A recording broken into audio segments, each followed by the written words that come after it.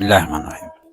Bismillahirrahmanirrahim. Assalamualaikum warahmatullahi wabarakatuh. Alhamdulillah. Salatu wassalamu ala sayyidina Rasulillah wa ala alihi wa sahbihi wa mawalah, la haula wa la quwata illa billah. Amma ba'du, sahabat sekalian. Kita coba respon pertanyaan kembali. Kita buka dulu pertanyaannya. Mana dia?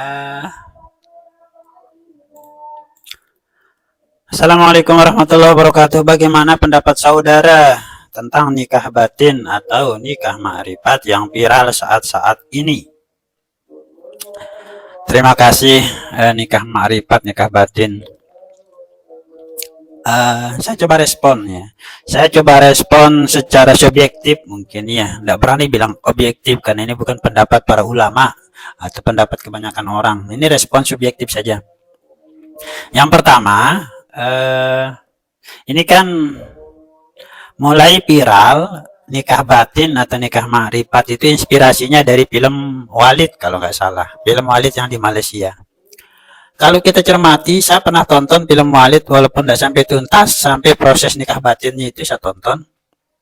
Di sana terjadi nikah batin di film Walid itu kan nikah dilaksanakan tanpa ada wali dan tanpa ada mas kawin. Pengakuannya di film Malaysia itu dinikahkan oleh Rasulullah, disaksikan oleh Rasulullah itu. Dan mereka melakukan hubungan intim dan sah menurut si Walid di film itu. Nah, kemunculan film itu menjadi inspirasi dari maraknya pemberitaan yang ada khususnya di kita di Pulau Lombok yang banyak saat-saat ini kan, misal ada laporan di, mohon maaf, di Lombok Barat, kemudian di beberapa tempat lah terkait dengan proses nikah yang mirip dengan nikah yang ada di film Walid itu yang pertama. Memang terinspirasi untuk berani melaporkannya itu dari film Bid'ah kalau nggak salah judulnya ya, Bid'ah di film Walid yang viral itu yang pertama inspirasinya. Yang kedua, apa yang melatar belakangi sehingga terjadi nikah ma'rifat atau nikah batin ya. Sesungguhnya memang mirip dengan film itu. Santri tak bisa berbuat apa-apa karena takzimnya kepada sang kiai ya. Di film itu sepertinya di sekitar kita juga begitu. Takzimnya, tingginya takzim seorang santriwati ya, mohon maaf, dan atau murid kepada gurunya itu membuat dia tidak bisa berbuat apa-apa, hanya pasrah, hanya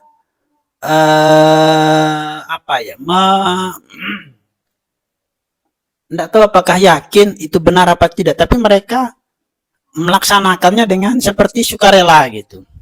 Ada yang tidak sukarela, tapi sepertinya sukarela. Ya, saking takzimnya kepada sang guru.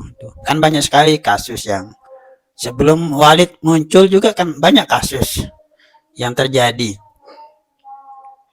di sekitar kita. Mohon maaf, ada guru yang melakukan ini. Cuman saya kadang-kadang kenapa guru gitu ya, kenapa enggak ya, mohon maaf, preman kayak gitu. Ini guru, orang yang notabene-nya mengajarkan hal-hal yang baik, justru terjebak dengan perilaku seperti itu.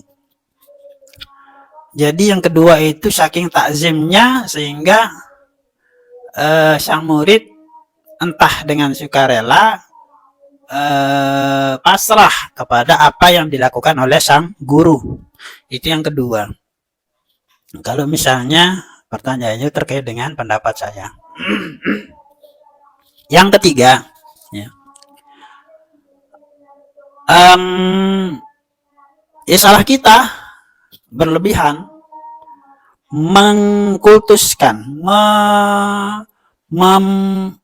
memuja mungkin ya, memuja guru, menunjukkan sikap takzim yang berlebihan kepada sang guru, yang pada akhirnya beliau yang sebagai guru ini merasa makin berlebihan, makin lebih membawa dirinya itu.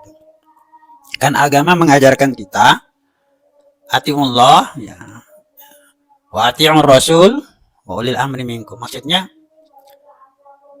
tidak boleh kita menduakan Allah gitu. Maksudnya ya yang paling utama itu Allah, kemudian Rasul itu. Allah, Rasul. Kalau misalnya harus memuja ya puja yang dua itu. Ya makanya segala puja dan puji hanya bagi Allah katanya. Kalau Rasul lebih kepada kita bersolawat, bentuk pujaan kita, kekaguman kita kepada Rasul Shallallahu Alaihi Wasallam ya perbanyak solawat. Maulana Syekh mengajarkan kepada kita ya perbanyak baca solawat nahdatain ya. Allahumma inna nas'aluka bika an tusalli wa tusallim ala ila akhir. Itu yang ketiga. Ya karena saya sekali lagi salah kita berlebihan, melebih-lebihkan ya, mewali-walikan seseorang ya yang walaupun agamanya lebih tinggi daripada kita tapi berlebihan terhadap manusia biasa di luar Rasul itu tidak baik. Namanya berlebihan tidak pernah ada baiknya. Sudah makan ketika berlebihan tidak baik, minum pun demikian, cinta pun demikian. Makanya di dalam Al-Quran kita diperintahkan cintailah sesuatu itu sewajarnya, karena bisa jadi kau akan benci dan seterusnya. Berlebihan itu kuncinya. Makanya saya kalau di Pancor misalnya, ini Tuan Guru Bajang di Pancor itu sangat menghindari berlebih-lebihan itu. Beliau tidak mau dikultuskan. Yang saya tahu, beliau tidak mau dikultuskan. Beliau ya walaupun ilmunya terutama Al-Quran ya sangat tinggi ya. Ketika kita dengarkan tafsir dari beliau itu indah, mudah dipahami dan mengena itu. Mau dikultuskan oleh orang, beliau menghindar. Bahkan mohon maaf, apakah itu sanad dari keilmuan beliau atau apa terkait dengan bacaan Al-Quran ya. Beliau itu hafiz, tetapi ketika melantunkan ayat Al-Quran tidak seperti qori gitu. Qori internasional apa qori nasional apa qori lokal, tidak dilantunkan pembacaan Al-Quran itu seperti itu. Bahkan dilantunkan hanya berpatokan kepada makhrajul huruf dan tajwidnya, tapi tidak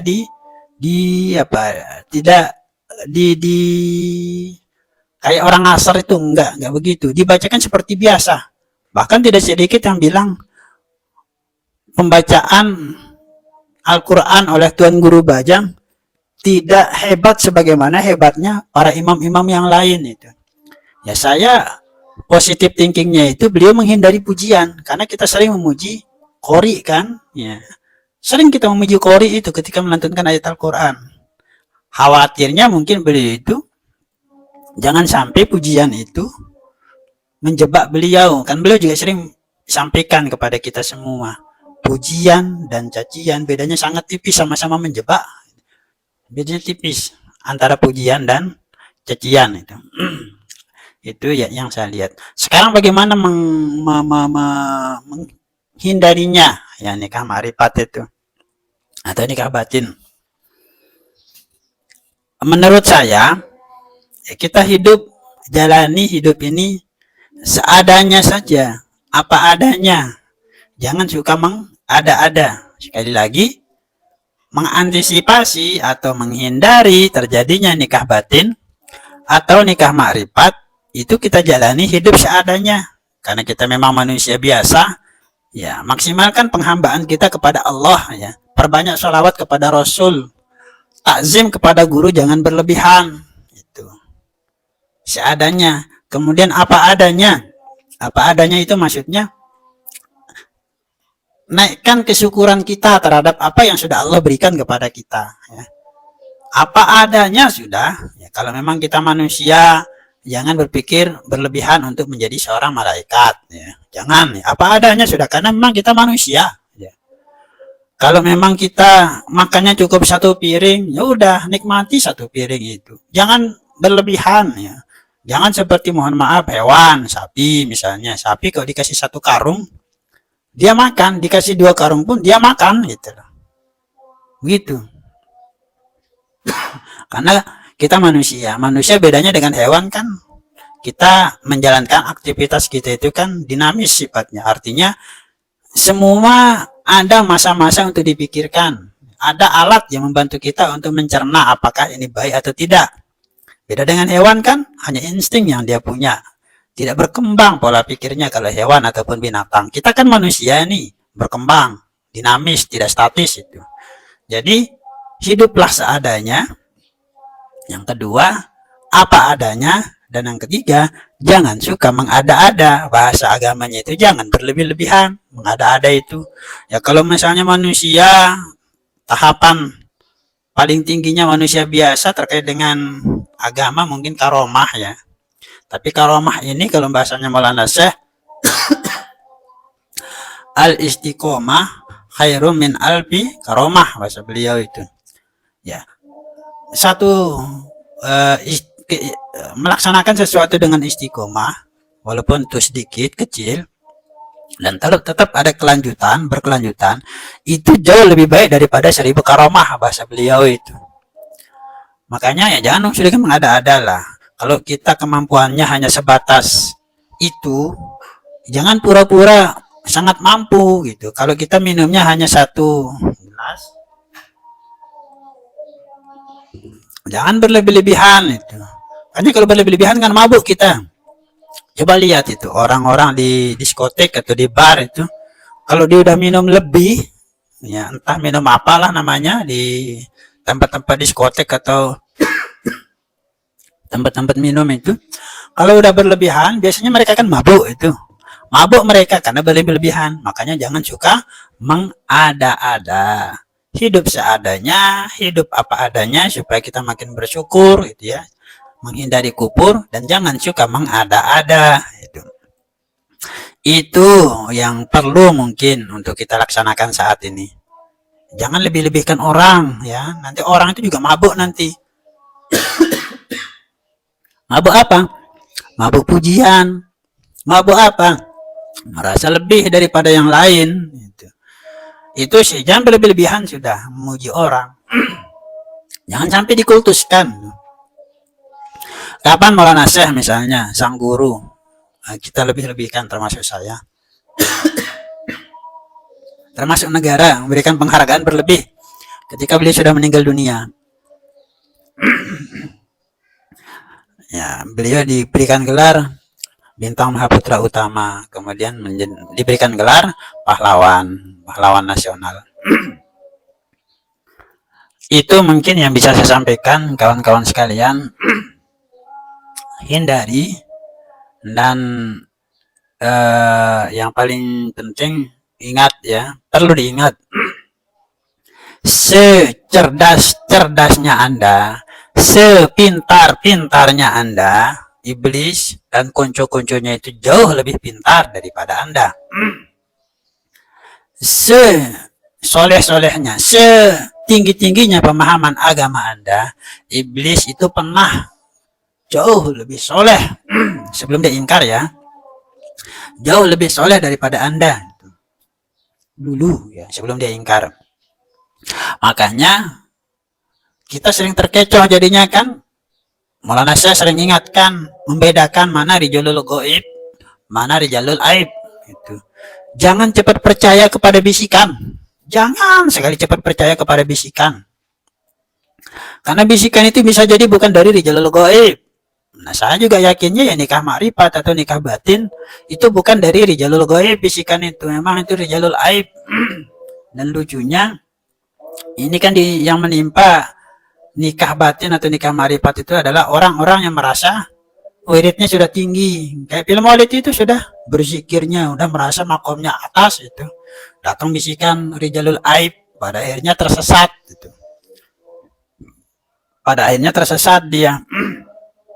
Ini kan yang menimpa termasuk di daerah kita, orang-orang yang banyak terlibat dalam wirid, merasa makomnya sudah tinggi, mengada-ada atau berlebihan, pada akhirnya dapat bisikan goib, padahal itu berasal dari rijalul aib, akhirnya sesat.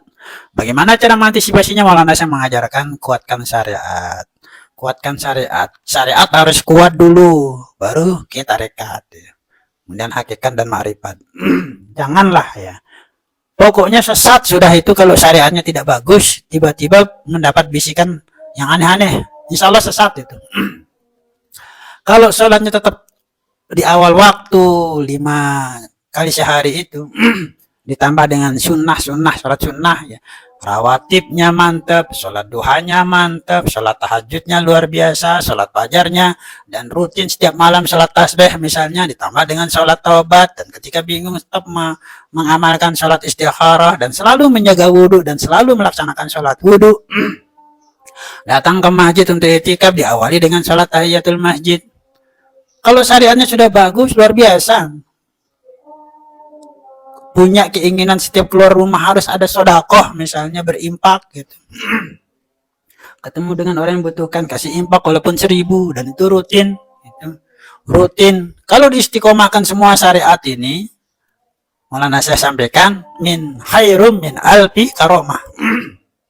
Sekali lagi, kalau semua syariat di dalam agama kita itu kita istiqomahkan, sholat di awal waktu istiqomah berjamaah, misal ditambah dengan sunnah-sunnah yang lainnya kayak tadi itu rawatib, duha, tahajud, hajat, ya, apalagi fajar, dan seluruhnya kita istiqomahkan. Ditambah lagi setiap hari harus berniat sodakoh, ya. Ditambah lagi apa amalan yang lain, wirid ya, baca subhanallah wa alhamdulillah wa la ilaha illallah wallahu akbar ila akhir setiap pagi sore, tambah la ilaha illallah Muhammadur Rasulullah, la ilaha illallah Muhammad Rasul, pagi dan sore istiqomah semua syariat itu. Bahasa Maulana Syekh, khairum min alfi karomah, itu kalau semuanya diistiqomahkan ya. Jangan suka mencari karomah, biarkan karomah itu datang dengan sendirinya karena Anda sudah istiqomah menjalankan semua syariat. Memang istiqomah itu mahal ya, ilmu istiqomah itu sangat mahal, murah padahal tapi sangat mahal ya. Sangat mahal itu mungkin kawan-kawan sekalian, sahabat sekalian, jawabannya kesana kemari ya, tapi mohon maaf, menurut saya seperti itu sudah. Jangan percaya kepada orang yang mengaku dirinya sebagai seorang wali. Jangan percaya kepada orang yang mengaku dirinya sebagai seorang wali. Sekali lagi, jangan cepat percaya kepada orang yang selalu mengaku dirinya sebagai seorang wali, karena biasanya dia sedang dijebak oleh, mohon maaf, iblis dan setan ya. Jangan. Wali itu identitasnya nggak jelas ya, nggak jelas identitasnya wali itu. Maksud saya, nggak bisa orang mengatakan dirinya wali, standarnya juga wali itu seperti Maulana Syekh, mohon maaf ya. Kapan Maulana Syekh bilang dirinya seorang wali? Nggak pernah. Hanya orang-orang tertentu yang tahu beliau itu seorang wali, itu pun ketika beliau sudah meninggal dunia. Kalau beliau masih hidup, murka beliau kok dipanggil wali, itu murka, insya Allah murka ya. Demikian kawan ya, mohon maaf. Yang hak dari Allah tentu, yang salah ucapan pribadi. Makanya pendapat tadi itu adalah pendapat subjektif saya secara pribadi. Wallahul muwaffiq, wallahu a'lam, wallahu muwaffiq wal hadi ila sabilir rasyad. Assalamualaikum warahmatullahi wabarakatuh.